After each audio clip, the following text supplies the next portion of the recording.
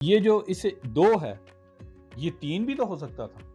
ये 3 ऐसे क्यों लिखा जाता है? इसे हम 6 क्यों नहीं कहते? इसके पीछे क्या राज है कि 5 ऐसे ही होगा और 8 ऐसे ही होगा? जिसने ये गिनती बनाई उसकी क्या मंतक थी? इसके पीछे क्या राज है?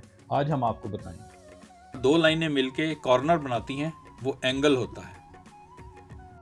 जब 1 लिखना था 1 एंगल डाल दिया, जब 2 लिखना था तो 2 एंगल डाल दिए, जब 3 लिखना था तो 3 एंगल डाल दिए, 4 लिखना था, ये देखें 4 एंगल, 5 लिखना था तो ये 5 एंगल है, जब 6 लिखना था तो 6 एंगल डाल दिए, साथ में ये जो लाइन डाली जाती है 7 एंगल पूरे करने के लिए डाली जाती है, 8 लिखना था तो ये देखें 8 एंगल,